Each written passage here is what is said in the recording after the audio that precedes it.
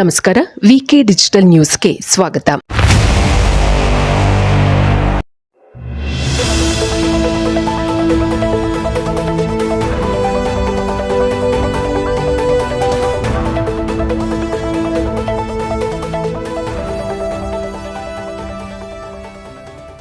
ಪ್ರಿಯ ವೀಕ್ಷಕರೇ ನಮಸ್ಕಾರ. ವಿಕೆ ಡಿಜಿಟಲ್ ನ್ಯೂಸ್ಗೆ ನಿಮಗೆಲ್ಲ ಸ್ವಾಗತ. GST ಮತ್ತು ಬಿಡಿ ವ್ಯಾಪಾರಿಗಳ ಸಂಕಟ ದೇಶದಲ್ಲಿ ಇವತ್ತು ಬಹಳ ದೊಡ್ಡ ವ್ಯಾಪಕವಾದಂಥ ಒಂದು ಚರ್ಚೆಗೆ ಅವಕಾಶ ಮಾಡಿರ್ತಕ್ಕಂಥ ಸಂಗತಿ ಏನು ಅಂತ ಹೇಳಿದ್ರೆ, GST ಮಂಡಳಿ ಯಾರು ಸಣ್ಣ ಮತ್ತು ಮಧ್ಯಮ ಪ್ರಮಾಣದ ವ್ಯಾಪಾರಿಗಳಿದ್ದಾರೆ, ಬೀದಿ ಬದಿಯ ವ್ಯಾಪಾರಿಗಳು, ಇವರಿಗೆ ಏಕಾಏಕಿ ಕೊಟ್ಟಿರ್ತಕ್ಕಂಥ ನೋಟಿಸ್. ಇದು ಎಲ್ಲ ಒಂದು ಕಡೆ ಸಣ್ಣ ಪ್ರಮಾಣದ ವ್ಯಾಪಾರಿಗಳ ಮೇಲೆ ಒಂದು ಆತಂಕ ಮತ್ತೆ ಒಂದು ಸಂಕಟವನ್ನು ಉಂಟು ಮಾಡುವಂತಹ ಒಂದು ಸಂಗತಿ ಅಂತಕ್ಕಂಥ ರೀತಿಯಲ್ಲಿ ಇವತ್ತು ಚರ್ಚೆ ಆಗ್ತಾ ಇದೆ. ಇದರ ಬಗ್ಗೆ ಸಾರ್ವಜನಿಕವಾಗಿ ಕೂಡ ಒಂದು ರೀತಿಯಾದಂತಹ ಒಂದು ಆಕ್ರೋಶ ಮತ್ತು ಒಂದು ರೀತಿಯಾದಂತಹ ಒಂದು ಆಕ್ಷೇಪಗಳು ಕೂಡ ಇವತ್ತು ತಳಮಳಗಳು ಉಂಟು ಮಾಡಿದೆ. ಈ ಹಿನ್ನೆಲೆಯಲ್ಲಿ ನಮ್ಮ ಮುಂದೆ ಇದ್ದಾರೆ ರಾಜ್ಯದ ಕಾರ್ಮಿಕ ಒಕ್ಕೂಟಗಳ ಪರಿಷತ್ತಿನ ಅಧ್ಯಕ್ಷರು ಮತ್ತು ಪದಾಧಿಕಾರಿಗಳಾಗಿರ್ತಕ್ಕಂತಹ ರವಿಶೆಟ್ಟಿ ಬೈಂದೂರ್ ಅವರಿದ್ದಾರೆ. ಅವರು ಇದ್ರ ಬಗ್ಗೆ ಒಂದಷ್ಟು ಮಾಹಿತಿ ಮತ್ತು ಇದ್ರ ಬಗ್ಗೆ ನಮ್ಗೆ ತಿಳಿಸ್ಕೊಟ್ಟಿದ್ದಾರೆ. ಬೈಂದೂರ್ ಅವರಿಗೆ ನಮಸ್ಕಾರ. ನಮಸ್ಕಾರ ಸರ್. ನಮಸ್ಕಾರ. ಶೆಟ್ಟಿ ಅವರೇ, ಪ್ರಾಯಶಃ ದೇಶದಲ್ಲಿ ಇವತ್ತು ಈ ಬಿಡಿ ವ್ಯಾಪಾರಿಗಳು ಅಂತಕ್ಕಂಥವ್ರು ಯಾರಿದ್ದಾರೆ, ಇವರ ಸಮಸ್ಯೆಗಳು ಬಹಳ ಇದೆ, ಇವತ್ತಿಲ್ಲ ಅಂತಲ್ಲ. ಆದರೆ ಇವತ್ತು ವಾರ್ಷಿಕವಾಗಿ 40 ಲಕ್ಷ ವಹಿವಾಟು ಅಂತ ಹೇಳಿದ್ರೆ ಸರಾಸರಿ ಅವರಿಗೆ ತಿಂಗಳಿಗೆ 3 ಲಕ್ಷ ಕೂಡ ವಹಿವಾಟು ಇರೋದಿಲ್ಲ. ಅದು ಅತ್ಯಲ್ಪ ಆಗಿರ್ತಕ್ಕಂಥ ವಹಿವಾಟು ಅಂತ ಹೇಳಬೇಕಾಗುತ್ತೆ. ಈ ಹಿನ್ನೆಲೆಯಲ್ಲಿ ಈ GST ಮಂಡಳಿ ಕೊಟ್ಟಿರ್ತಕ್ಕಂಥ ನೋಟಿಸ್ಗಳು ಸರಿ ಇದೆಯಾ, ಮತ್ತೆ ಇದರ ಪರಿಣಾಮ ಏನು ಅನ್ನೋದ್ರ ಬಗ್ಗೆ ತಿಳಿಸ್ಕೊಳ್ಳಿ. ಇದು ಏನು ಕಮರ್ಷಿಯಲ್ ಟ್ಯಾಕ್ಸ್, ವಾಣಿಜ್ಯ ಉದ್ಯಮ ಇದರಿಂದ ಬಂದಿರುವಂಥ ನೋಟಿಸ್ ಆಗಿದೆ. ನೋಟಿಸ್ಗೆ ಇಲ್ಲಿ ಏನಾಗ್ತಾ ಇದೆ ಅಂತ ಹೇಳಿದರೆ, ತಲತಲಾಂತರದಿಂದ ನಮ್ಮ ತಾತ ಮುತ್ತಾತ ತಂದೆಯ ಕಾಲದಿಂದಲೂ ಕೂಡ ಇದು ಯಾವುದೇ ರೀತಿಯ ಒಂದು ತೆರಿಗೆಗೆ ಒಳಪಡದಂಥ ಒಂದು ಸಂಸ್ಥೆಗಳು. ನಮ್ಮದು ಯಾವುದು ಬೇಕರಿ, ಕಾಂಡಿಮೆಂಟ್ಸು, ಬೀಡ ಅಂಗಡಿ, ಮಟನ್ ಶಾಲು, ತರಕಾರಿ ಅಂಗಡಿ, ಹಣ್ಣಿನ ಅಂಗಡಿ, ಬೀದಿ ಬದಿ ವ್ಯಾಪಾರ, ಫ್ರೈಡ್ ರೈಸು, ಗೋಬಿ ಮಂಚೂರಿ, ಈ ಥರದ್ದಲ್ಲ. ಏನು ಬೀದಿ ಬದಿ ವ್ಯಾಪಾರ ಭಾಳ ಸಣ್ಣ ಉದ್ಯಮಗಳು ಅಂತ ಹೇಳ್ತಾರೆ. ನಮ್ಮ ನಾಣ್ಣುಡಿಯಲ್ಲಿ ಹೇಳಬೇಕಂದ್ರೆ ಇದು ಚಿಲ್ಲರೆ ಅಂಗಡಿಗಳಂತ ಕರೀತಾರೆ. ಈ ಚಿಲ್ಲರೆ ಅಂಗಡಿಗಳಲ್ಲಿ ಎಲ್ಲ ವಸ್ತುಗಳು ಇರ್ತದೆ, ಎಷ್ಟು ಸ್ವಲ್ಪ, ಅದರಲ್ಲಿ ಲಾಭಾಂಶ ಬಹಳ ಕಡಿಮೆ ಇರ್ತದೆ. ಅದು ತೆರಿಗೆಗೆ ವ್ಯಾಪ್ತಿಗೆ ಬರೋಕ್ಕಾಗಲ್ಲ ಅನ್ನೋ ಉದ್ದೇಶದಿಂದ ಅದನ್ನು ಮಾಡಲ್ಲ. ಇತ್ತೀಚಿನ ದಿನಗಳಲ್ಲಿ ಏನು ಡಿಜಿಟಲ್ ಇಂಡಿಯಾ ಅಂತ ಏನು ಬಂತು, ಡಿಜಿಟಲ್ ಇಂಡಿಯಾ ಅಂತ ಬಂದಾಗ ಎಲ್ಲರೂ ಸ್ಕ್ಯಾನರ್ಗಳನ್ನು ಅಳವಡಿಸ್ಕೊಂಡ್ರು, ಎಲ್ಲ ವಹಿವಾಟನ್ನು ಅದರಲ್ಲಿ ತೋರಿಸ್ಕೊಳ್ಳಿಕ್ಕೆ ಶುರು ಮಾಡಿದರು. ತೋರಿಸ್ಕೊಂಡಾಗ ಶುರು ಮಾಡಿದಾಗ ಏನಾಯಿತು, ಅದು ಲಕ್ಷ ಮತ್ತು ಕೋಟಿಯನ್ನು ಮೀರಲಿಕ್ಕೆ ಬಂತು ಒಂದು ವರ್ಷಕ್ಕೆ. ಆದರೆ ಆ ಕೋಟಿಯನ್ನು ಮೀರಿದು ಸತ್ಯ, ಆದರೆ ಮಾಡಿದ ವ್ಯಾಪಾರ ಯಾವುದು ಅನ್ನೋದು ಮುಖ್ಯ ಬರ್ತದೆ. ಹಾಲು, ಮಟನ್ನು, ಚಿಕನ್ನು, ಬ್ರೆಡ್ಡು, ಬನ್ನು, ತರಕಾರಿ, ಹಣ್ಣು, ಇದು ಯಾವುದು ಕೂಡ ತೆರಿಗೆ ವ್ಯಾಪ್ತಿ ಬರೋದಲ್ಲ. ನಾನು ಧ್ವನಿ ಎತ್ತಾ ಇರೋದೀಗ ಅವ್ರ ಪರವಾಗಿ. ಇವರು ಇದನ್ನೆಲ್ಲ ಮಾರಾಟ ಮಾಡಿದರು, ಸ್ಕ್ಯಾನ್ ಮಾಡಿದರು. ಅಂದರೆ ಒಂದು ಬೆಂಕಿಪಟ್ಟಣ ತಗೊಂಡ್ರು ಕೂಡ ಸ್ಕ್ಯಾನ್ ಆಗ್ತದೆ, ಸ್ಕ್ಯಾನ್ ಮಾಡಿ ಹಾಕ್ತಾಯಿದ್ದಾರೆ. ಇವಾಗ ಯಾರು ಇದು ಮಾಡ್ತಾಯಿಲ್ಲ, 95% ಕಂಪಲ್ಸರಿ ಸ್ಕ್ಯಾನ್ ಆಗ್ತಾಯಿದ್ದಾರೆ. ದೊಡ್ಡ ದೊಡ್ಡವ್ರನ್ನ ಬಿಟ್ಟು ಸಣ್ಣ ಉದ್ಯಮದಲ್ಲಂತೂ ₹1 ಚಿಲ್ಲರೆ ಇಲ್ಲ ಅನ್ನೋ ಒಂದು ನೆಪ ಕೊಡಿ ಇದು ಮಾಡ್ತಾಯಿದ್ದಾರೆ. ಇವರು ತೆರಿಗೆ ಅಧಿಕಾರಿಗಳು ತೆರಿಗೆ ಹಾಕಬೇಕು ಅಂತ ನಿಯಮ ಮಾಡಿದ ತಕ್ಷಣ ಮಾಹಿತಿ ಕಾರ್ಯಗಳನ್ನು ಮಾಡಬೇಕಿತ್ತು. ಅಂದರೆ ಇವತ್ತು ಯಾವತ್ತು ತಾತನ ಕಾಲದಿಂದ ನಮಗಿಲ್ಲ, ಅದ್ರ ಬಗ್ಗೆ ನಮ್ಮ ಚಿಂತೆನೇಲ್ಲ ಟ್ಯಾಕ್ಸ್ ಬಗ್ಗೆ. ಯಾಕಂದರೆ ನಮಗೆ ಬರುತ್ತೆ ಅನ್ನೋ ಕಲ್ಪನೆ ಇಲ್ಲ. ಯಾಕಂದರೆ ನಾವು ತೆರಿಗೆ ಇಲ್ಲದೆ ಇರೋದನ್ನು ಮಾರಾಟ ಮಾಡ್ತಾಯಿದ್ದೀವಿ, ತೆರಿಗೆಗೆ ಒಳಪಡ್ತಿದ್ದೀವಿ. ಹಾಗಾಗಿ ನಾವೇನೋ ಆರಾಮಾಗಿದ್ವಿ. ಆದರೆ ನೀವು ತೆರಿಗೆ ಅಧಿಕಾರಿಗಳು, ನೀವು ನಿಮ್ಮನ್ನು ತೆರಿಗೆಗೆ ಸೇರಿಸಬೇಕು ಅಂತ ಇರೋರು, ನೀವು ಮಾಹಿತಿಗಳನ್ನು, ನೋಟಿಸ್ಗಳನ್ನು 2025ರಲ್ಲಿ ಕೊಡೋದಲ್ಲ, 2021ರಲ್ಲೇ ನೀವು ತೆರಿಗೆಯನ್ನು ಕಟ್ಟಬೇಕಾಗುತ್ತೆ. ನಿಮ್ಮ ಟ್ರಾನ್ಸಾಕ್ಷನ್ ಮೀರ್ತಾ ಇದೆ, ಇದಕ್ಕೆ ಮಾಹಿತಿ ಕೊಡಿ ಅಂತ ಅವತ್ತು ನೀವು ಕೇಳಬೇಕಿತ್ತು. ಒಂದು ವಿಷಯ ಇದೆ, ನೀವು 2021 ಅಂತ ಹೇಳಿದಾಗ ಈ ರೀತಿಯಾದಂತಹ ಒಂದು ಚಿಲ್ಲರೆ ವ್ಯಾಪಾರಿಗಳೇನಿದ್ದಾರೆ ದೇಶದಲ್ಲಿ, ಕರ್ನಾಟಕವೂ ಸೇರಿದಂತೆ, ನೀವು ಕೂಡ ಈ ಒಂದು GST ವ್ಯಾಪ್ತಿಗೆ ಒಳಪಡ್ತೀರಿ ಅಂತಕ್ಕಂಥ ಒಂದು ಮಾಹಿತಿಗಳು ಇದೆಲ್ಲ ಅಧಿಕಾರಿಗಳು ಕೊಟ್ಟಿದ್ದಾರೆ ಅನ್ನೋ ಪ್ರಶ್ನೆ ಇದೆ. ಇಲ್ಲ, ಕೊಟ್ಟೇ ಇಲ್ಲ. ಯಾವ ಕಾರಣ? ಈಗ ಕೊಟ್ಟಿದ್ರೆ, ಈಗ ರವಿಶೆಟ್ಟಿ ಒಬ್ಬ ಸುಳ್ಳು ಹೇಳ್ತಾನೆ, ಅಥವಾ ನಮ್ಮ ನಾಗರಾಜ್ ಗೌಡರು ಸುಳ್ಳು ಹೇಳ್ತಾರೆ, ಇಬ್ಬರಾದರೆ ಸುಳ್ಳು ಹೇಳ್ತಾರೆ. ನೀವು ಬಹುಸಂಖ್ಯೆಯಲ್ಲಿ ಸುಮಾರು 60-65 ಸಾವಿರ ಬೇಕರಿಯವರು ಒಂದಾಗಿದ್ದೀವಿ. ಈಗ ಆ 65 ಸಾವಿರ ಬೇಕರಿಗೂ ಯಾವುದೇ ಮಾಹಿತಿ ಇಲ್ಲ, ಕಾಂಡಿಮೆಂಟ್ಸಿಗೆ ಯಾವುದೇ ಮಾಹಿತಿ ಇಲ್ಲ. ಸರಿ, ನೀವು ಮಾಹಿತಿ ಕೊಟ್ಟಿದ್ದಿದ್ರೆ ನಿಮ್ಮ ನೋಟಿಸ್ ತಗೊಬನ್ನಿ ಅಲ್ಲ. ಇಲ್ಲಿ ಇನ್ನೊಂದು ಪ್ರಶ್ನೆ, ದಾಖಲಾತಿ ತಗೊಬನ್ನಿ. ಅಲ್ಲ, ಇವತ್ತು ನೋಟಿಸ್ ಕೊಟ್ಟಿದ್ರಿ, ದಾಖಲಾತಿ ಇದೆ, ಅದ್ರ ವಿರುದ್ಧ ಬಂದಿದ್ದೀವಿ. ನೀವು ಅವತ್ತು ಕೊಟ್ಟಿದ್ದು ನೋಟಿಸ್ ತಗೊಬನ್ನಿ. ಇಲ್ಲಿ ಇನ್ನೊಂದು ಪ್ರಶ್ನೆ ಈ ತೆರಿಗೆ ವಿಚಾರಗಳು ಬಂದಾಗ ಈಗ ರಾಜ್ಯ ಸರ್ಕಾರದ ಒಂದು ಕಮರ್ಷಿಯಲ್ ಟ್ಯಾಕ್ಸ್ ಅಂತಕ್ಕಂಥ ಒಂದು ಇದೆ. ಹಾಗೇನೆ ಇವತ್ತು ಏನು ಈ GST ಕೌನ್ಸಿಲ್ ಅಂತಕ್ಕಂಥ, ನೀವು ಯಾರನ್ನು ಈಗ ಇದನ್ನ ಬೊಟ್ಟು ಮಾಡಿ ತೋರಿಸ್ತಾ ಇದ್ದೀರಿ ಇದರಲ್ಲಿ? ನಾವೀಗ ನಮಗೆ ಯಾರು ನೋಟಿಸ್ ಕಳಿಸಿದಾರೋ ಅವ್ರನ್ನ ಬೊಟ್ಟು ಮಾಡಿ ತೋರಿಸ್ತಾ ಇದ್ದೀವಿ. ಯಾಕೆಂದ್ರೆ ಇಲ್ಲಿ ರಾಜ್ಯ ಸರ್ಕಾರ ಮತ್ತು ಕೇಂದ್ರ ಸರ್ಕಾರದ ಇಬ್ಬರು ಪಾಲು ಇದೆ, ಇಬ್ಬರಿಗೂ ಪಾಲು ಹೋಗ್ತಾ ಇದೆ ಅದರಲ್ಲಿ. ಕೇಂದ್ರ ಸೆಂಟ್ರಲ್ ಗೌರ್ಮೆಂಟ್ ಆಗಿರೋದ್ರಿಂದ ನಾನು ನೋಟಿಸ್ ಕಳಿಸೋರ ಮೇಲೆ ನನ್ನ ಅಸಮಾಧಾನ ಇದೆ. ನೀವೀಗ ಯಾರೋ ಫೋನ್ ಪೇ ಅವರು ಇವರು ಕೊಟ್ಟರು, ಗೂಗಲ್ ಪೇ ಅವರು ಮತ್ತು ಪೇಟಿಎಮ್ನವರು ಕೊಟ್ಟರು ಅಂತ ಹೇಳ್ಬಿಟ್ಟು ನೀವು ನನಗೆ ನೋಟಿಸ್ ಕಳಿಸಿದ್ರಲ್ಲ, ಇಷ್ಟು ಕಟ್ಟಲೇಬೇಕು ಇಷ್ಟು ದಿನದಲ್ಲಿ ಅಂತ ಹೇಳ್ಬಿಟ್ಟು, ನೀವು ಯಾವ ಬೇಸ್ ಮೇಲೆ ಯಾವ ಮಾನದಂಡವನ್ನು ಇಟ್ಟು ನೀವು ಕಳಿಸಿದ್ದೀರಿ? ನಾನು ಮಾಡ್ತಾ ಇರೋದು, ನಿಮ್ಮ ಮನೆಗೆ ಹಾಲು ಬರ್ತಾ ಇದೆಯಲ್ಲ, ಟ್ಯಾಕ್ಸ್ ಅಧಿಕಾರಿಗಳೇ ನಿಮ್ಮ ಮನೆಗೆ ಹಾಲು ಬರ್ತಾ ಇದೆಯಲ್ಲ, ಆ ಹಾಲು ಹಾಕ್ತಾ ಇರೋದು ನಾನು ಕಾಂಟಿಮೆಂಟ್. ಹಾಲಿಗೆ ತೆರಿಗೆ ಇಲ್ಲ. ಹಾಲು ಈಗ ನಿಮ್ಮ ಒಂದು ಅಪಾರ್ಟ್ಮೆಂಟಲ್ಲಿ ಇರ್ತೀರಿ, ಅಪಾರ್ಟ್ಮೆಂಟಲ್ಲಿ ಕಡಿಮೆ ಅಂತ ಹೇಳಿದ್ರು 200 ಮನೆ ಇರುತ್ತೆ ಅಂದ್ಕೊಳ್ಳಿ. 200 ಮನೆಗೆ 200 ಲೀಟ್ರ್ ಹಾಲು, 1 ಲೀಟ್ರ್ ಲೆಕ್ಕದಲ್ಲಿ ಹೋದ್ರೆ ಕೆಲವರು 2-3 ಲೀಟ್ರು 5 ಲೀಟ್ರ್ ತೊಗೋತಾರೆ. 200 ಲೀಟ್ರ್ ಹಾಲು ತೊಗೊಂಡಿದ್ದೆ ಹೌದಾದ್ರೆ ನಿಮಗೆ ಸಿಕ್ಕೋದು 200 ರೂಪಾಯಿ. ಯಾರಿಗೆ ಮಾರದವನಿಗೆ ಸಿಕ್ಕೋದು 200 ರೂಪಾಯಿ. ಆದರೆ 200 ಲೀಟ್ರ್ ಹಾಲಿಗೆ ಎಷ್ಟು ಬಂಡವಾಳ ಹಾಕಬೇಕು, ಎಷ್ಟು ಟ್ರಾನ್ಸಾಕ್ಷನ್ ಮಾಡಬೇಕು, ಅವರಷ್ಟು ದುಡ್ಡು ಹಾಕಬೇಕಲ್ಲ ನಮ್ಮ ಅಕೌಂಟಿಗೆ. ಟ್ರಾನ್ಸಾಕ್ಷನ್ ಆಗುತ್ತೆ ಬಿಟ್ಟರೆ ನಮಗೆ ಸಿಕ್ಕಿದ ಲಾಭಾಂಶ ಎಷ್ಟು ಅಂತ ನೀವು ಟ್ಯಾಕ್ಸ್ ಕಟ್ಟಿಲ್ಲ. ಮತ್ತೆ ಇನ್ನೊಂದಾಗಿ ಇದರಲ್ಲಿ ನೀವು ಹಾಲೇ ಮಾರಿದ್ದೀವಿ ಅಥವಾ ನೀವು ಇಂಥದೇ ಮಾರಿದ್ದೀರಿ ಅನ್ನಲಿಕ್ಕೆ ನಿಮ್ಮ ಹತ್ರ ಏನಾದರೂ ಸಾಕ್ಷಿ ಇದೆಯಾ? ನಮ್ಮ ಹತ್ರ ಅಂತೂ ಬಿಲ್ ಇಲ್ಲ. ಯಾಕಂದರೆ ನೀವು ನಮ್ಗೆ ಮಾಹಿತಿ ಕೊಟ್ಟಿಲ್ಲ ಬಿಲ್ ಇಟ್ಟಿರಿ ಅಂತೇಳಿ. ಈಗ ನೀವು ಧ್ವನಿ ಎತ್ತಿದ್ದೀರಿ, ನಮಗೆ ಗೊತ್ತಿದೆ.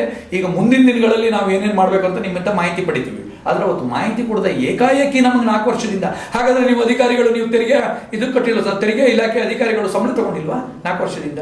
ಯಾಕೆ ನೀವು ನಮಗೆ ನೋಟಿಸ್ ಕೊಟ್ಟಿಲ್ಲ? ಇದು ನಮ್ಮ ಬಹಳ ಅನ್ಫಾರ್ಚುನೇಟ್ ಥಿಂಗ್, ಅಂದರೆ ದುರದೃಷ್ಟಕರವಾದಂಥ ವಿಚಾರ ಏನು ಅಂತ ಹೇಳಿದ್ರೆ, ಇವತ್ತು ಈ GST ಅಂತಕ್ಕಂಥದ್ದು ಒಂದು ಸದಾಶಯಗಳ ಒಂದು ಉದ್ದೇಶದಿಂದ ಇದು ಜಾರಿ ಆದರೂ ಕೂಡ ದೇಶದಲ್ಲಿ ಅದಕ್ಕೆ ಸಂಬಂಧಪಟ್ಟಂತಹ ರೂಲ್ಸ್ ಏನಿದೆ, ರೆಗ್ಯುಲೇಷನ್ಸ್ ಏನಿದೆ, ಯಾವ ವ್ಯಾಪಾರಿ ಹ್ಯಾಕ್ ಮಾಡಬೇಕು ಅನ್ನೋದ್ರ ಬಗ್ಗೆ ಸರಿಯಾದಂತ ಮಾಹಿತಿ ಕೊಟ್ಟಿಲ್ಲ. ಅದರಲ್ಲಿ ನೀವು ಹೇಳಿದಾಗೆ ಕೇಂದ್ರ ಸರ್ಕಾರದ ಒಂದು ಹೊಣೆಗಾರಿಕೆನೂ ಇದೆ, ರಾಜ್ಯ ಸರ್ಕಾರದ ಹೊಣೆಗಾರಿಕೆನೂ ಇದೆ. ನನಗೆ ಗೊತ್ತಿರೋ ಪ್ರಕಾರ ಇವತ್ತಿಗೂ ಕೂಡ ರಾಜ್ಯ ಸರ್ಕಾರದಲ್ಲಿ ಯಾರು ಇದನ್ನು ನಿರ್ವಹಣೆ ಮಾಡ್ತಾ ಇದ್ದಾರೆ ಅವರಿಗೆ GST ರೂಲ್ಸ್ ಅಂಡ್ ರೆಗ್ಯುಲೇಷನ್ಸ್ ಗೊತ್ತಿಲ್ಲ ಅಂತಕ್ಕಂಥದ್ದು ಇರಬಹುದು. ಇದ್ದಿದ್ರೆ ಈ ರೀತಿ ಜನರಿಗೆ ಇವತ್ತು ಇಷ್ಟು ಮಾಧ್ಯಮದ ಕ್ರಾಂತಿ ಆಗಿದ್ರು ಕೂಡ ಯಾವ ಪ್ರಮಾಣದಲ್ಲಿ GST ಬಗ್ಗೆ ನೀವು ಸಾಮಾನ್ಯರಿಗೆ ತಿಳುವಳಿಕೆ ಕೊಡಬೇಕಾಗಿತ್ತು ಅಷ್ಟರ ಮಟ್ಟಿಗೆ ಆಗಿಲ್ಲ ಅಂತ. ಖಂಡಿತ ವ್ಯಾಪಾರ ಅಂತಕ್ಕಂಥ ಅಷ್ಟರ ಮಟ್ಟಿಗೆಲ್ಲ ಒಂದು ಚೂರು ತಿಳುವಳಿಕೆ ಆಗಿಲ್ಲ. ಹಾಗಾದ್ರೆ ಇದು ಒಂದು ಈ ರೀತಿಯಾದಂತಹ ಒಂದು ಸಮಸ್ಯೆಗಳು ಉದ್ಭವ ಆಗುತ್ತೆ. ಇದಕ್ಕೆ ಯಾವ ರೀತಿಯಾದಂತಹ ಹೋರಾಟ ನೋಡಿ, ಈಗ ನಾವು ಸರ್ಕಾರವನ್ನ ಭೇಟಿಯಾಗಿದ್ದೀವಿ, ಕಾರ್ಯದರ್ಶಿಗಳನ್ನು ಭೇಟಿಯಾಗಿದ್ದೀವಿ, ಮುಖ್ಯಮಂತ್ರಿಗಳಿಗೆ ಮನವಿಯನ್ನು ಕಳಿಸಿದ್ದೀವಿ, ಪತ್ರವನ್ನು ಬರೆದಿದ್ದೀವಿ, DK ಇವರು ಉಪಮುಖ್ಯಮಂತ್ರಿಗಳಿಗೆ ಮಾಹಿತಿಯನ್ನು ಕೊಟ್ಟಿದ್ದೀವಿ. ಅದಲ್ಲದೆ ಸರ್ಕಾರದ ಅಧೀನ ಕಾರ್ಯದರ್ಶಿಗಳಿಗೆ, ಆರ್ಥಿಕ ಕಾರ್ಯದರ್ಶಿಗಳಿಗೆ ಕೊಟ್ಟಿದ್ದೀವಿ ಮತ್ತು ಅದಕ್ಕೆ ಸಂಬಂಧಪಟ್ಟ ಫೈನಾನ್ಷಿಯಲ್ ಡಿಪಾರ್ಟ್ಮೆಂಟ್ ಆಲ್ಮೋಸ್ಟ್ ಕೆಲವರಿಗೆಲ್ಲ ನಾವು ಮನವಿಯನ್ನು ರೆಸ್ಪಾನ್ಸ್. ಅದಲ್ಲದೂ ಅಲ್ಲದೆ ಮತ್ತೆ ತೆರಿಗೆ ಅಧಿಕಾರಿಗಳಿಗೆ, ಕಮರ್ಷಿಯಲ್ ಟ್ಯಾಕ್ಸಿನ ಆಯುಕ್ತರಿಗೆ ನಾವು ಮನವಿ ಕೊಟ್ಟು ಚರ್ಚೆಯನ್ನು ಮಾಡಿದ್ದೀವಿ. ಅವರು ರೆಸ್ಪಾನ್ಸ್ ಅಂದರೆ ಆಯುಕ್ತರು ಒಂದು ಕೊಟ್ಟಿದ್ದಾರೆ, ಇನ್ನು 2-3 ದಿನಗಳಲ್ಲಿ ಇದನ್ನು ಸಮಸ್ಯೆನ ಸರಿ ಮಾಡ್ತೀವಿ ಅಂತ ಹೇಳಿದ್ದಾರೆ. 2-3 ದಿನದಲ್ಲಿ ಅಂದರೆ ಆಯಿತು, ಈಗ 2 ದಿನ ಆಯಿತು, ಇನ್ನೊಂದು ದಿನ ಬಾಕಿ ಇದೆ. ಅವ್ರು ಹೇಳಿದ ಪ್ರಕಾರ ಅದು ಮಾಡ್ತೀನಿ ಅಂತ. ಅವ್ರೇನು ಹೇಳ್ತಾ ಇದ್ದಾರೆ, ತೆರಿಗೆಯನ್ನು ನೀವು ಕಟ್ಟಬೇಕಾಗುತ್ತೆ ಅಂತ ಹೇಳಿದ್ರು. ನಾನು ಹೇಳಿದೆ, ತೆರಿಗೆಯನ್ನು ಯಾವ ಆಧಾರದ ಮೇಲೆ ನಿಗದಿ ಮಾಡಿದರೆ ಅದು ತಿಳಿಸಿ ನಾನು ಕಟ್ತೀನಿ ಅಂತ ಹೇಳ್ಬಿಟ್ಟು. ಅಲ್ಲ, ಅದು ಫೋನ್ಪೇಯಲ್ಲಿ ಸ್ಕ್ಯಾನ್ ಆಗಿದ್ದು ಪೂರ್ತಿ ನಂದು ಹಾಲು ಹಣ್ಣಲ್ಲಿ ಎಲ್ಲೋ ಅಲ್ಪ ಸ್ವಲ್ಪ ಚಿಲ್ಲರೆಯಲ್ಲಿ ಸಂಬಂಧಪಟ್ಟಿದ್ಬಿಟ್ರೆ ಮತ್ತೆಲ್ಲದೂ ಇದರಲ್ಲಾಗಿದೆ. ನೀವು ಇದನ್ನು ಟ್ಯಾಕ್ಸ್ ಅಂತ ನೀವು ಯಾವ ಆಧಾರದ ಮೇಲೆ ಹೇಳ್ತೀರಿ ಅನ್ನೋ ಒಂದು ಮಾತನ್ನು ಗಂಭೀರವಾಗಿ ಹೇಳಿದ್ದೀವಿ. ಅದಕ್ಕೆ ಪರಿಹಾರವನ್ನು ಸೂಚನೆ ಮಾಡ್ತೀವಿ ಅಂತ ಹೇಳಿದ್ದಾರೆ. ಬಟ್ ಅವ್ರು ಮಾಡ್ತಾರೋ ಬಿಡ್ತಾರೋ ಗೊತ್ತಿಲ್ಲ. ನಾವು ಆಗಲೇ ಹೆಲ್ಪ್ ಡೆಸ್ಕನ್ನು ನಾವು ಸಿದ್ಧಪಡಿಸಿದ್ದೀವಿ ನಮ್ಮ ಕಚೇರಿಯಲ್ಲಿ. ಒಂದು 5 ಜನ ವಕೀಲರು, 5 ಜನ CA ಅವ್ರನ್ನ ನಮ್ಮ ಆಫೀಸಲ್ಲಿ ಕೂರಿಸಿದ್ದೀವಿ. ಅದನ್ನು ಏನು ಲೂಪ್ ಹೋಲ್ಸ್ಗಳಿದೆ ಏನಿದೆ ಅಲ್ಲ ತಗೊಳ್ಳಿಕ್ಕಾಗಿ ಈಗಾಗಲೇ ಪ್ರತಿದಿನ ಸಾವಿರಾರು ಸಂಖ್ಯೆಯಲ್ಲಿ ಜನ ಬಂದು ನಮ್ಮಲ್ಲಿ ಇದನ್ನು ಕೊಡ್ತಾ ಇದ್ದಾರೆ. ಹಾಗೆ 23 ಮತ್ತು 24ನೇ ತಾರೀಕು ಇದೇ ತಿಂಗಳು 23-24ನೇ ತಾರೀಕು ಹಾಲಿನ ವಸ್ತುಗಳು, ಹಾಲಿನ ಉತ್ಪನ್ನಗಳು ಮತ್ತು ಏನು ನಮ್ಗೆ ಅದರಿಂದನೇ ತೊಂದರೆ ಆಗಿದ್ದಲ್ಲ, ಹಾಲು ಹೆಚ್ಚಾಗಿ ಹಾಕಿದ್ರಿಂದನೇ ಟ್ರಾನ್ಸಾಕ್ಷನ್ ಆಗಿದೆ, ಉತ್ಪನ್ನಗಳು ಮತ್ತು ಸಿಗರೇಟು ಜರ್ದಗಳಂಥ ವಸ್ತುಗಳನ್ನು ಸಂಪೂರ್ಣವಾಗಿ ನಮ್ಮೆಲ್ಲ ಅಂಗಡಿಗಳಲ್ಲೂ ಬಂದ್ ಮಾಡ್ತೀವಿ. ಅದು ಬೆಂಗಳೂರಲ್ಲ, ಇಡೀ ಕರ್ನಾಟಕ ರಾಜ್ಯದಿಂದ ಬಂದ್ ಮಾಡ್ತೀವಿ. ಅಂಗಡಿ ಓಪನ್ ಇರುತ್ತೆ 2 ದಿನ. ಅದಾದ ನಂತರ 25ನೇ ತಾರೀಕು ಸುಮಾರು ಲಕ್ಷಾಂತರ ಜನ ಫ್ರೀಡಮ್ ಪಾರ್ಕ್ನಲ್ಲಿ ನಾವು ಅನಿರ್ದಿಷ್ಟವಾದ ಮುಷ್ಕರಕ್ಕೆ ಕೂರ್ತೀವಿ. ಅದು ಮಕ್ಕಳು ಮರಿ ಎಲ್ಲರನ್ನೂ ಕೂರಿಸ್ತೀವಿ. ನಿಮಗೆ ಅಂದರೆ ನೀವು ಟ್ರೇಡ್ ಯೂನಿಯನ್ ಅಥವಾ ಕಾರ್ಮಿಕ ಪರಿಷತ್ತಿನ ರೆಪ್ರೆಸೆಂಟೇಟಿವ್ ಆಗಿ ಈ ರೀತಿಯಾದಂತಹ ಒಂದು ಬಿಡಿ ಸಣ್ಣ ವ್ಯಾಪಾರಿಗಳು, ಚಿಲ್ಲರೆ ವರ್ತಕರು ಯಾರಿದ್ದಾರೆ ಅವರು ಸಲ್ಲಿಸಬೇಕಾಗಿರ್ತಕ್ಕಂಥ GST ಬಗ್ಗೆ, GST ಆಕ್ಟ್ ಅಲ್ಲಿ ಏನು ಉಲ್ಲೇಖ ಆಗಿದೆ ಅನ್ನೋದ್ರ ಬಗ್ಗೆ ನಿಮ್ಗೆ ಏನಾದ್ರು ಅರಿವಿದೆ, 100ಕ್ಕೆ 100 ಅರಿವಿದೆ. ಏನ್ ಹೇಳ ಇವರು ಇವತ್ತಿನವರೆಗೆ ಯಾವುದೇ ಕಾರಣಕ್ಕೂ ಇವರನ್ನ ತೆರಿಗೆ ವ್ಯಾಪ್ತಿಗೆ ಸೇರಿಸಿರ್ಲಿಲ್ಲ. ಈಗ ನೀವು ಸೇರಿಸೋದೇ ಹೋದಾದ್ರೆ ಅದರದ್ದೇ ಆದಂಥ ಮಾನದಂಡಗಳಿವೆ. ನೀವು ನೋಟಿಸ್ ಅನ್ನು ಕೊಟ್ಟು ನೀವು ಅವಾಗ ಈಗ 3 ತಿಂಗಳಿಗೆ ಒಂದು ಸಲ ಕೊಡ್ಬೇಕು, 3 ತಿಂಗಳಿಗೆ ಒಂದು ಸಲ ಮಾಡಿದ ಮೇಲೆ ಅದಕ್ಕೆ ಏನ್ ರೆಸ್ಪಾನ್ಸಸ್ ಬರುತ್ತೆ ನೋಡ್ಬೇಕು. ಆ ಕಮಿಷನರ್ ಆಗ್ಲಿ ಅಥವಾ ಸಂಬಂಧಪಟ್ಟಂತ ಅಧಿಕಾರಿಗಳು ಆ ಆಕ್ಷೇಪಣೆಗಳನ್ನು ಆಲಿಸಿದ ನಂತರ ಅವ್ರ ತೀರ್ಮಾನ. ಹೌದು. ಆದ್ರೆ ಈಗ 4 ವರ್ಷ ಸೇರಿ ಒಟ್ಟಿಗೆ ಕೊಡ್ತೀರಿ ಅಂತ ಹೇಳಿದ್ದೆ ಹೋದಾದ್ರೆ ಒಂದು ಸಲ ಊಟ ಮಾಡಕ್ ಕಷ್ಟ ಆಗಲ್ವಾ? ಅದು ಕೋಟಿಗಟ್ಟಲೆ. ನೀವು 2 ಲಕ್ಷ 1 ಲಕ್ಷದ ಬೇಕರಿಗಳಿಗೆ ನೀವು 50 ಲಕ್ಷ 1 ಕೋಟಿ ನೀವು ದಂಡ ಕಟ್ಟಿ ಅಂತ ಹೇಳಿದ್ದೆ ಹೋದ್ರೆ ಈಗ ಕಿಡ್ನಿ ಕೂಡ ಯಾರು ತಗೊಳ್ತಾ ಇಲ್ಲ. ಈ ಕರೋನಾ ಬಂದಲ್ಲಿಂದ ಇಂಥ ಸಮಸ್ಯೆ ಆಗಿದೆ. ಅವ್ರು ಏನು ಮಾಡಬೇಕು? ಬದುಕಟ್ಕೊಳ್ಳೋದು ಹೇಗೆ? ಬದುಕಟ್ಕೊಳ್ಳೋಕೆ ಬಂದವರಿಗೆ ನೀವು ಉದ್ಯೋಗನ ನೀಡಬೇಕು ಅಥವಾ ಅವ್ರಿಗೆ ಒಂದು ಆದ್ಯತೆಯನ್ನು ನೀಡಬೇಕಾದವ್ರು ನೀವು ಅವರ ಉದ್ಯೋಗನ ಅವರ ಆದ್ಯತೆಯನ್ನು ಕಿತ್ಕೊಳ್ಳೋಕೆ ಹೊರಟಿರೋದು ಸರ್ಕಾರಗಳ ಬೇಜವಾಬ್ದಾರಿತನ. ಮತ್ತು ಈ ರೀತಿಯ ನೋಟಿಸ್ಗಳು, ಅಸಂಬದ್ಧ ನೋಟಿಸ್ಗಳನ್ನು ಕಳಿಸಿದರೆ ನೋಟಿಸ್ಗಳಲ್ಲಿ ಭಾಳಷ್ಟು ಲೂಪ್ ಹೋಲ್ಗಳಿದೆ. ಆ ಥರದ್ದು ಕಳಿಸಿರೋದು ಅಧಿಕಾರಿಗಳ ಕರ್ತವ್ಯ ಲೋಪ ಆಗ್ತದೆ. ಇದನ್ನೆಲ್ಲ ಇಟ್ಕೊಂಡು ಈಗ ನಮ್ಮ ಬೇಡಿಕೆ ಈಡೇರಿಸಿಲ್ಲ ಅಂತ ಹೇಳಿದ್ರೆ ಹೋದರೆ ನಾವು ಉಚ್ಚ ನ್ಯಾಯಾಲಯದ ಗೌರವಾನ್ವಿತ ಉಚ್ಚ ನ್ಯಾಯಾಲಯದ ಮೊರೆಯನ್ನು ಹೋಗ್ತಾ ಇದ್ದೇವೆ. ಇದಕ್ಕೆ ಬೇಕಾದ ಎಲ್ಲ ಸಿದ್ಧತೆಗಳನ್ನು ಮಾಡ್ಕೊಂಡಿದ್ದೇವೆ. ಮತ್ತು ಈಗಲೂ ಕೂಡ ಕಾನೂನಿನ ಹೋರಾಟ ಕೂಡ ನಾವು ನಡೀತಾ ಇದೆ. ನಾವು ಸುಮ್ಮನೆ ಕೂತ್ಕೊಂಡಿಲ್ಲ. ಬೀದಿಯಲ್ಲಿ ಮಾತ್ರ ಬೀದಿ ಹೋರಾಟ ಒಂದಲ್ಲ, ಕಾನೂನು ಹೋರಾಟ ಕೂಡ ಹಾಕ್ತೀವಿ. ಅದಕ್ಕೆ ಒಂದು ಸಮಯಾವಕಾಶ ಇದೆ. ಅಂದರೆ ಇದು ಅಬ್ಜೆಕ್ಷನ್ ಅಂತ ಹೇಳ್ತಾರೆ. ನಾವು ಒಂದು ಸರ್ಕಾರಿ ಇಲಾಖೆಯಲ್ಲಿ ಏನಾದರೂ ಒಂದು ನೋಟಿಸನ್ನು ಕಳಿಸ್ತೀವಿ ಅಂತ ಹೇಳಿದ್ರೆ ಅದನ್ನ ಅಬ್ಜೆಕ್ಷನ್ ಅಂತ ಹೇಳ್ತಾರೆ. ಇದೇ ಅಬ್ಜೆಕ್ಷನ್ಗೆ ಇದು ಮಾಡಬೇಕು ಬಿಟ್ಟರೆ ಯಾವುದೇ ಕಾರಣಕ್ಕೂ ಮತ್ತೆ ನೋಟಿಸಿಗೆ ಕ್ರಮ ಕೈಗೊಳ್ಳುವಂತ ಇಲ್ಲ. ಅದು ಕಾನೂನಿನಲ್ಲಿದೆ. ಇಲ್ಲ, ಅದು ಪ್ರೊಸೀಜರ್ ಇದ್ದಿದೆ. ಯಾವುದೇ ನೀವು ಈಗ ನಾಡ್ದು ಸಮಸ್ಯೆ ಇದೆ ಅಂತ ಹೇಳಿದಾಗ ನೀವು ಸರ್ಕಾರಕ್ಕೆ ಮೊದಲು ಅಪ್ರೋಚ್ ಆಗಬೇಕು.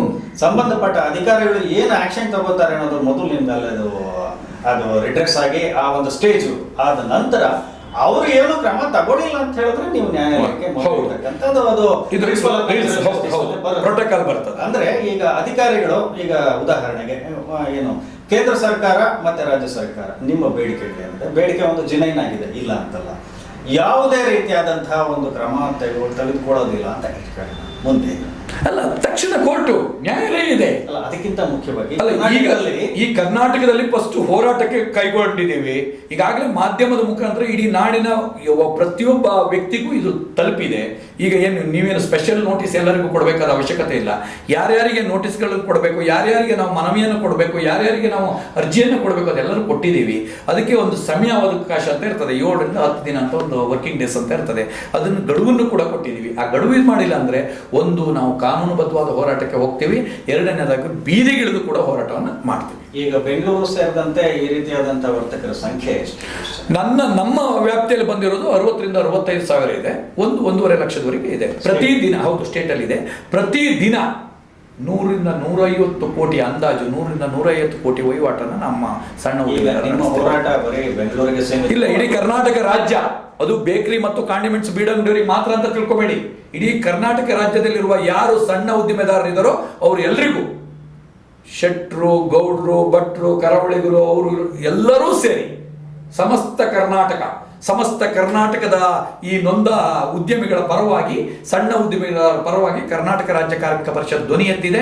ಈಗಾಗಲೇ 2-3 ಸಭೆಯನ್ನು ಕೂಡ ಮಾಡಿದೆ. ಇದಕ್ಕೆ ಕರ್ನಾಟಕ ರಾಜ್ಯದ ಹಲವಾರು ಸಂಘಟನೆಗಳು, 100 ಸಂಘಟನೆ, ಒಂದೆರಡಲ್ಲ 100. ಅವರು ನಿನ್ನೆ ದೊಡ್ಡವರೊಬ್ಬರು ಮಾತಾಡ್ತಾ ಹೇಳಿದ್ರು, ಒಂದು ಸಂಘಟನೆ ಮುಖ್ಯಸ್ಥರು ಅವರು ಹೇಳ್ತಾರೆ, ನಾವು ಟೀ ಕಾಫಿಯನ್ನು ಕುಡಿದಿದ್ದ ಋಣ ಇದೆ ನಮ್ಮ ಮೇಲೆ, ಅದನ್ನು ತೀರ್ಸಕ್ಕೆ ನಾವು ಹೋರಾಟಕ್ಕೆ ಇಳಿತೀವಿ ಅಂತ ಹೇಳಿದ್ದಾರೆ. ಇದೊಂದು ಕ್ರಾಂತಿಕಾರಿ ಹೋರಾಟ ಆಗ್ತದೆ. ಒಟ್ಟಿನಲ್ಲಿ ವೀಕ್ಷಕರೇ, ಏನು ಇವತ್ತು ಬೀದಿ ಬದಿ ವ್ಯಾಪಾರಿಗಳು ಮತ್ತು ಸಣ್ಣ ಪ್ರಮಾಣದ ವರ್ತಕರ ಒಂದು ಸಮಸ್ಯೆಗಳು ಈ ದೇಶದಲ್ಲಿ ಅಸಂಘಟಿತವಾದ ರೀತಿಯಲ್ಲಿ ಉಳಿದು ಹೋಗುತ್ತೆ. ಯಾವೊಂದು ಹಾಲು ಮತ್ತು ಬೇರೆ ಬೇರೆ ಟೀ ಕಾಫಿ ಮಾರಿ ಮತ್ತು ಬೀದಿ ಬದಿಗಳಲ್ಲಿ ತಮ್ಮ ಒಂದು ಜೀವನೋಪಾಯವನ್ನು ಕಟ್ಟಿಕೊಂಡಿರ್ತಾರೆ ಅಥವಾ ನಿರ್ವಹಿಸ್ತಾರೆ ಮತ್ತು ಅದನ್ನು ಆ ಬದುಕು ಬವಣೆಗಳನ್ನು ಅನುಭವಿಸ್ತಾ ಇರ್ತಾರೆ.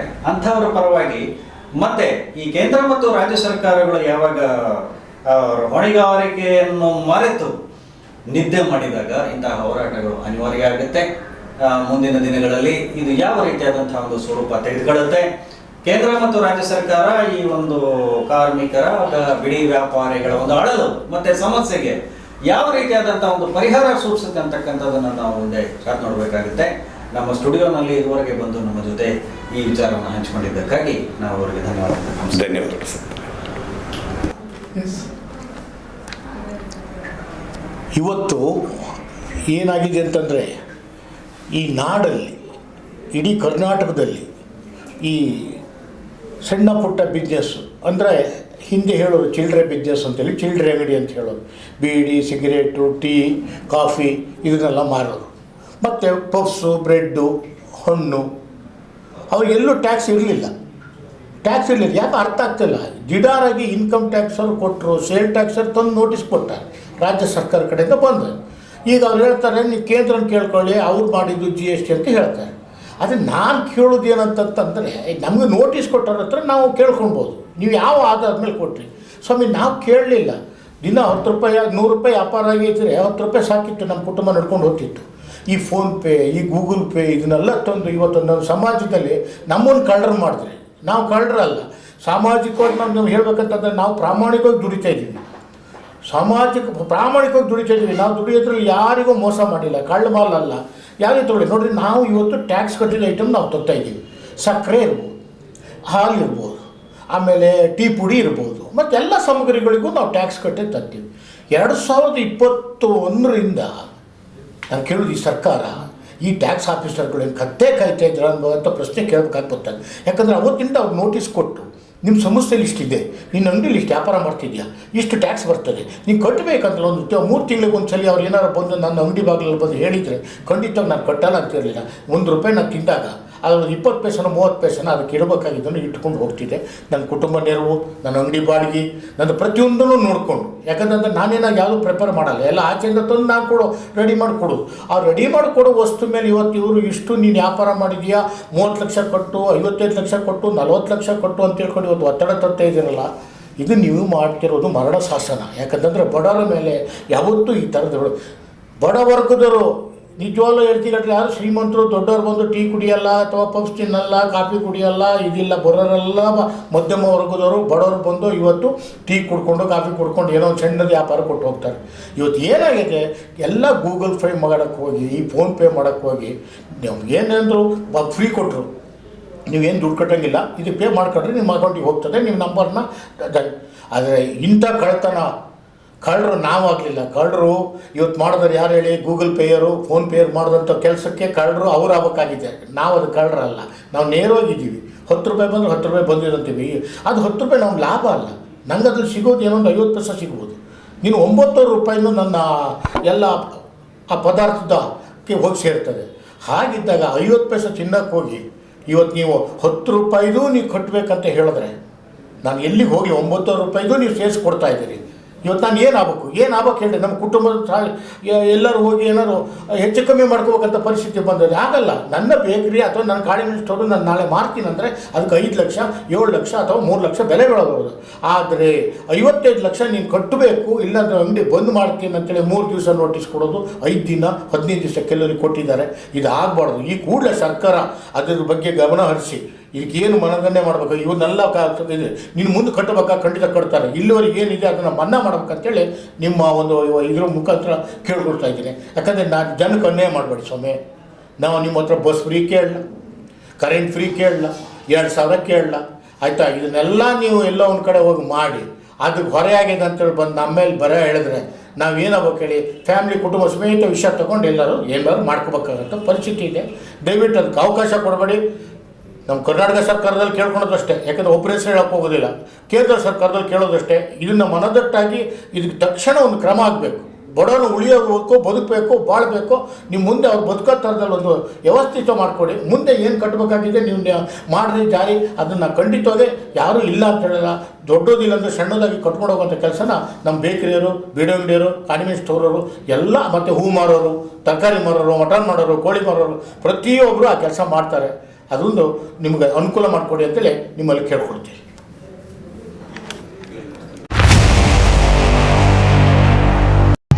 ಇದು ಈವರೆಗಿನ ಸುದ್ದಿಗಳು. ಮತ್ತಷ್ಟು ಸುದ್ದಿಗಳಿಗಾಗಿ ನೋಡ್ತಾ ಇರಿ ವಿಕೆ ಡಿಜಿಟಲ್ ನ್ಯೂಸ್.